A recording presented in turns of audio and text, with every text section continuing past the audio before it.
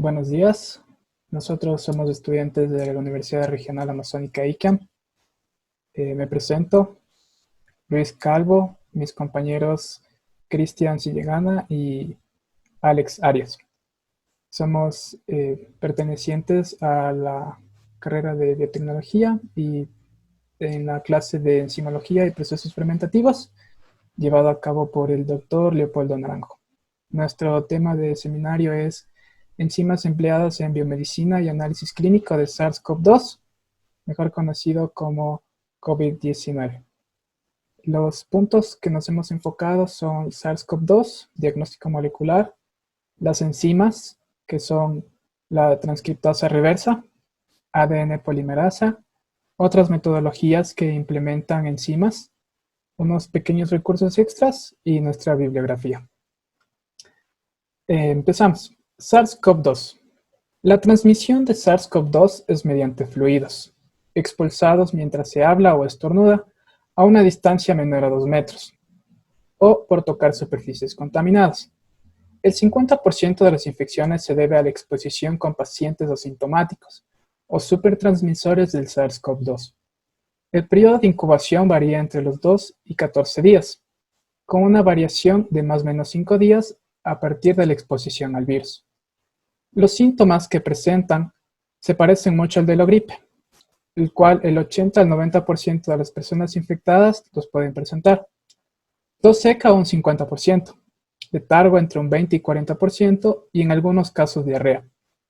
El SARS-CoV-2 pertenece a la familia de los Coronaviridae, el cual es un largo grupo de coronavirus que infecta humanos y animales. Hay 7 tipos de coronavirus que afectan el sistema respiratorio, pertenecientes a MERS-CoV, SARS-CoV y SARS-CoV-2. Dentro de MERS-CoV tenemos el 229E, NL63, OC43 y KHU1. A continuación presento unas imágenes de microscopía electrónica en la cual podemos apreciar el MERS-CoV-2, el SARS-CoV y el SARS-CoV-2. Y como podemos ver, tienen una gran similitud en cuanto a su estructura y fisiología.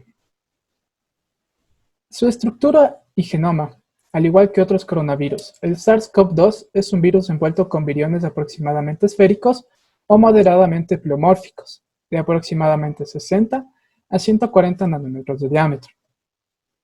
En la imagen podemos ver una gráfica de cómo sería la estructura del SARS-CoV-2, en la cual nosotros podemos apreciar diferentes proteínas que lo conforman y su cadena simple de RNA, que es su genoma. Tenemos las proteínas N, proteínas M, proteínas E y las proteínas Spike. Estas proteínas Spike se unen al receptor AC2, que es una enzima receptora de angiotensina, la cual es la que le permite adherirse e ingresar a la célula para su replicación. Esta imagen es tomada de un review del Dr. Ortiz. El SARS-CoV-2 en sus proteínas tiene aproximadamente 419 aminoácidos. En su cadena simple de RNA tiene 29.553 nucleótidos aproximadamente, de los cuales, para su análisis molecular, están las proteínas de Spike, con sus subunidades S1 y S2, las proteínas E, M, N y el gen ORF1, en los cuales nosotros presentamos la mayoría de mutaciones. El diagnóstico molecular para SARS-CoV-2 se utiliza metodologías basadas en la amplificación de cadenas de ARN-ADN y son las más usadas para la detección de virus debido a su alta sensibilidad y especificidad. La metodología estándar de oro y más precisa es la RT-qPCR tiempo real para la identificación de casos y vigilancia de esparcimiento en la que múltiples muestras pueden ser analizadas para su detección. Las primeras secuencias para la detección de SARS-CoV-2 que aparecen en el GenBank son gen ORF1 y gen N, seleccionados para generar las ondas y los primers para la secuenciación de los genes utilizados para identificar SARS-CoV-2, siendo el gen N aproximadamente 10 veces más sensible que el gen ORF1 en casos positivos. Sin embargo, también se ha tomado los genes S y E para diagnóstico de SARS-CoV-2. Existen métodos de PCR con alta especificidad, pero con baja sensibilidad. Y también, incluso, a pesar de que la RT-qPCR es la más precisa, existen falsos negativos, debido a una insuficiente cantidad de material viral o simplemente por error operacional. Esta imagen, esta tabla, es una guía de las diferentes metodologías, kits, que se han implementado para poder detectar el SARS-CoV-2, pero en su mayoría han sido implementados para la población caucásica, europea, asiática, y no se ha implementado una metodología o kits basados en la tipología de Latinoamérica y Sudamérica. A continuación, presentamos una infografía de RT-qPCR de un paso, en la que las muestras son procesadas o tomadas por hisopados nasoorofaringios, esputos, incluso por lavados alveolares. Estas muestras son transportadas por un medio BTM o PBS y los hisopos deben ser sin alginante de calcio. La extracción del ARN va a ser presentada por mi compañero Cristian. A continuación, la extracción de ARN. En esta pues, se puede hacer por dos métodos, mediante la utilización de kits comerciales o si no agregando trisol a la muestra, incubándole por 5 minutos, posteriormente se le agrega lo que es cloroformo y se le incuba durante 2 minutos, se le centrifuga y nos va a quedar lo que es el sobrenadante y la muestra de ARN ya purificada. En cuanto a la preparación de Master Mix, se utiliza lo que son kits comerciales, como en este caso un kit comercial de RT-qPCR, que ya nos incluye directamente lo que son las Taq polimerasas y la retrotranscriptasa. Asimismo, se agrega lo que son los primers, tanto forward y reverse, las ondas, las aguas libres de nucleasa y el ARN de la muestra. En cuanto a los controles, tenemos dos tipos de controles. El control positivo se agrega en este caso ARN de una persona que ya está diagnosticada con COVID positivo y la muestra negativa, en vez de agregar ARN, se le agrega lo que es agua. Agua. Todas estas muestras son puestas en el termociclador y se prepara el perfil térmico, que son 3 pasos fundamentales, que es una retrotranscripción, una desnaturalización y una amplificación a ciertos ciclos, temperatura y tiempo específicos. Posterior a esto, las muestras ya salen, podemos usar mediante electroforesis o electrofotometría y se hacen las curvas de calibración. A continuación, les voy a explicar un poco más sobre la enzima transcriptasa inversa. Como se ve anteriormente, esta enzima es utilizada en lo que son los análisis de detección de COVID-19. En sí, una discusión general de esta enzima pues, es una enzima multifuncional, es decir, que tiene actividad ADN polimerasa dependiente de ARN, ADN polimerasa dependiente de ARN y lo que es la ribonucleasa. Esta enzima es un heterodímero que tiene 2 subunidades, como podemos ver en la parte turquesa es la subunidad P66 y la color azul es P51. En la subunidad P66 incluye lo que son 3 dominios, 2 dominios de polimerasas y un dominio de nucleasa. Asimismo, la P51 no tiene actividad enzimática, pero ayuda a mejorar la actividad del complejo. En 1970, lo que los investigadores Howard Twining y David Baltimore por separado demostraron que en preparaciones purificadas de partículas virales había una polimerasa que sintetizaba ADN a partir de ARN. En cuanto a su función, la función general de esta enzima es que sintetiza ADN utilizando como molde una cadena de ARN. En eucariotas como tal no existe esta enzima, pero hay lo que es una telomerasa, que tiene una función de una retrotranscriptasa. Una telomerasa es una proteína más cadenas de ARN. Esta telomerasa participa justamente en lo que es la replicación del ADN. Después de que en la cadena rezagada ya se retiren los fragmentos de Okazaki, va a quedar un espacio para rellenado. En este caso, Telomerasa utiliza como molde la cadena de ARN, que sería como los cebadores, y empieza a polimerizar ADN. En procariontes, esta enzima sí se puede encontrar en lo que son bacterias. En cuanto a la estructura del virus, como ya mencioné anteriormente, el virus está compuesto por proteínas externas y por y por cadenas de ADN o ARN. Como se puede ver en esta infografía, en el paso número 1 son virus, en este caso del SARS-CoV-2, que ingresan a la célula debido a esas proteínas externas, pero solo van a entrar ciertas estructuras a la célula, como por ejemplo 2 cadenas de ARN viral y ciertas enzimas necesarias para la replicación. En el paso 2 se puede observar la cadena de ARN viral de color anaranjado que va a ingresar a la transcriptasa inversa, que se va a polimerizar una cadena de ADN, dado que tiene la función de polimerasa dependiente de ADN. Asimismo, la misma enzima con el dominio nucleasa va a separar lo que son, por un lado, el ADN y por otro lado, el ARN. El ADN monocatenario que está la hebra de color azul vuelve a ingresar a la misma enzima y polimeriza debido a la función de polimerización con ADN y forman lo que son las dos hebras de ADN. Posterior a esto, este ADN ingresa a lo que es la integrasa. Esta enzima lo que se encarga es de cortar los extremos 3' y crear extremos cohesivos, además de que le transporta hacia el interior del núcleo.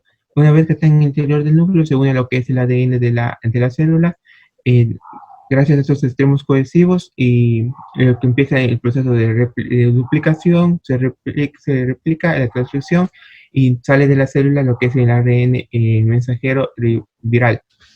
Fuera de esto, fuera del núcleo, empieza lo que es el proceso de traducción. Se traduce proteínas, como se pueden ver en las estructuras de color morado. Y en algunos casos las estructuras son de gran tamaño, por lo que la proteasa lo que hace es separar en proteínas de menor tamaño. Una vez que tiene la suficiente cantidad de ARN, proteínas virales, entonces se vuelve a formar el virus, gracias a estas proteínas se forma lo que es la cápsida, y lo que contiene adentro son 2 cadenas de ARN, proteínas y enzimas necesarios para su replicación, y sale del exterior de la célula. En cuanto la transcriptasa inversa tiene un error de 10 a la menos 4 a 10 a la menos 5, es decir, que es un error muy grande, y además que no tiene actividad exonucleasa, por lo que esta enzima es responsable de las mutaciones de los virus, lo que es difícil encontrar algún tratamiento para estos virus.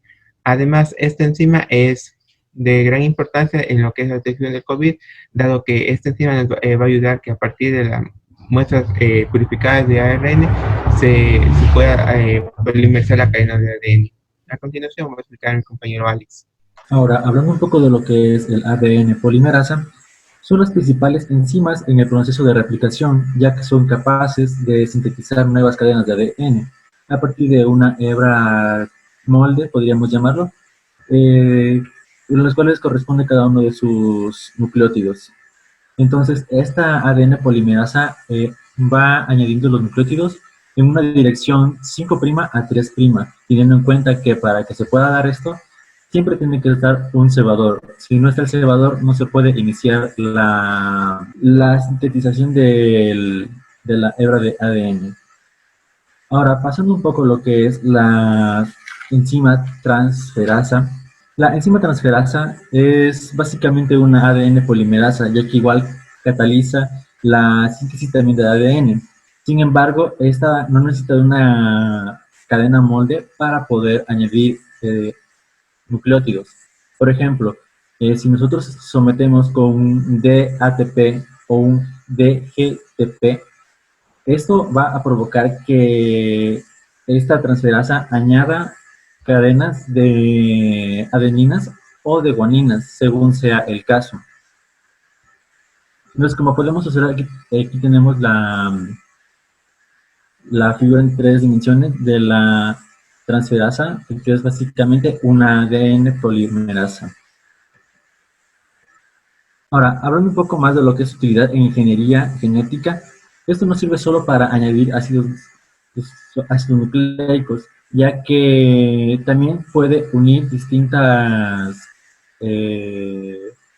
ADNs de acuerdo a la complementariedad, que en cada uno de los casos va a añadir ya sea una cadena de aderinas o de guaninas. Por ejemplo, aquí podemos observar que tenemos dos segmentos de ADN, el D y el J, en donde va a actuar el RAG, las enzimas RAG, que son básicamente tus genes activadores de recombinación. Eso se activa y da paso a que la transferasa terminal añada las cadenas de adenina o de guanina. Ahora se va a provocar una complementariedad y va a provocar que esto se vaya a unir.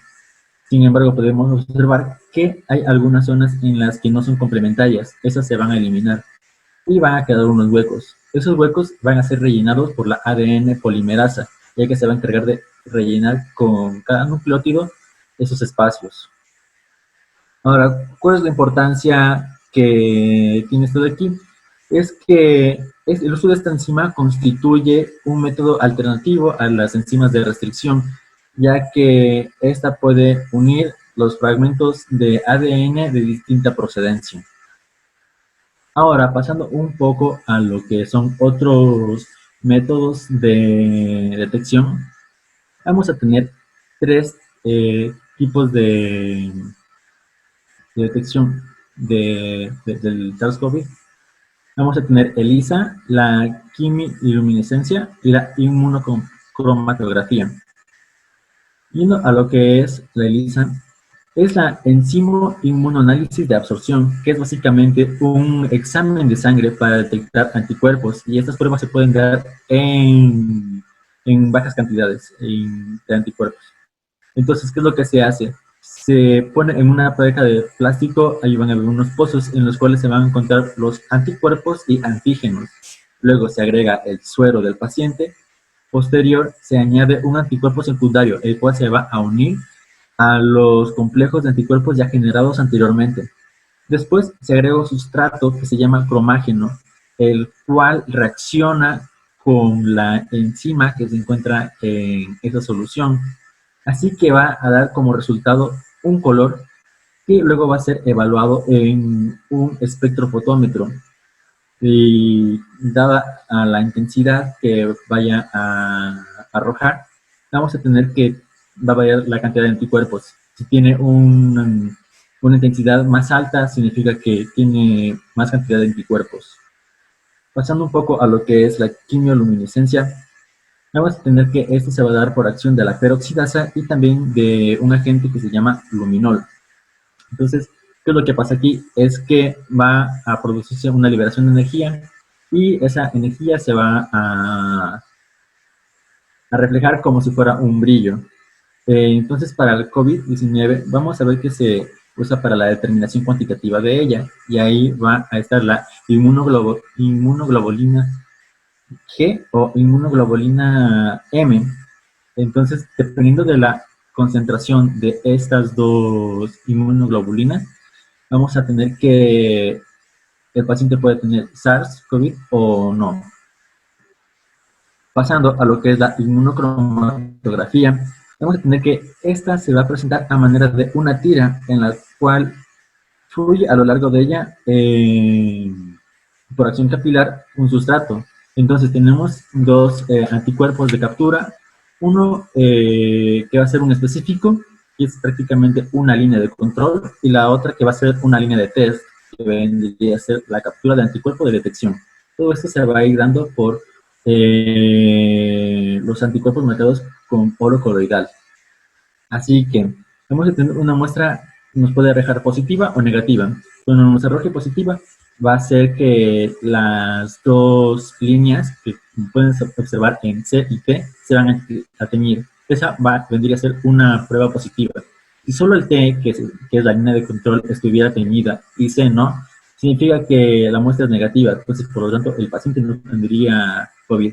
Este tipo de pruebas rápidas, podríamos llamarlo, se han visto también antes, ya sean en pruebas de embarazo o si no también en pruebas de detección de VIH.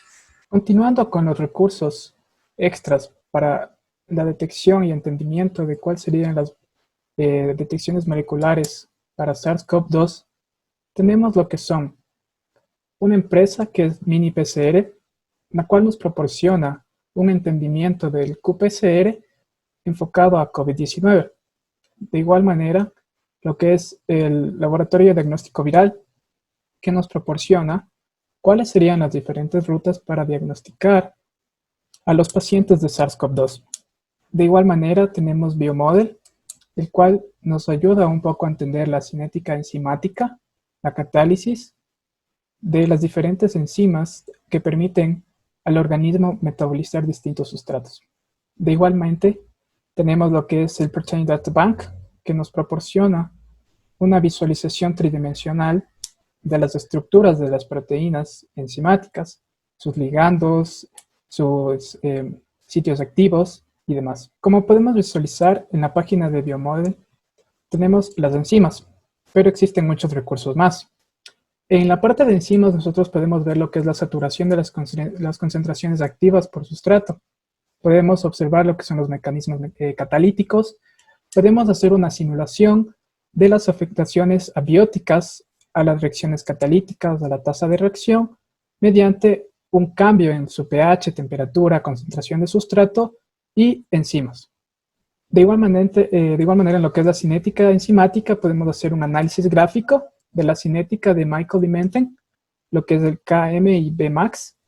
Podemos realizar un diseño experimental, cálculos, representaciones linealizadas, y también podemos hacer lo que es la influencia de la concentración enzimática y cooperatividad. Además, en esta página podemos encontrar metabolismos integrados, la parte de enzimas y muchos ejemplos más. En lo que es el Protein Data Bank, podemos encontrar las estructuras, funciones, secuencias genómicas, la longitud de aminoácidos y demás, y podemos descargarlos en diferentes formatos que nos permiten visualizar de mejor manera cuál sería el ligando, el sitio activo y cuáles serían sus acciones catalíticas de las diferentes enzimas. Y nuestra bibliografía. Me gustaría también mencionar y que me permitieran ver, que aprecien un poco lo que es la estructura tridimensional en lo que es el Protein Data Bank, que es la DNA polimerasa, en la que nosotros podemos apreciar y manipular un poco cómo es la estructura enzimática, cómo se conforma. Podemos acercarnos para apreciar el sitio activo y poder entender y apreciar de mejor manera la estructura enzimática de las diferentes proteínas.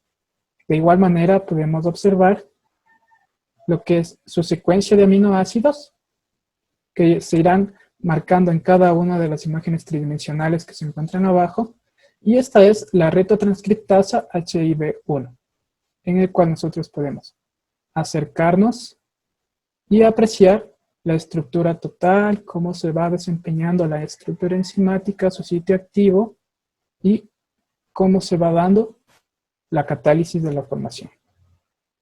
Con esto nosotros damos por concluido nuestra presentación y muchas gracias por su atención.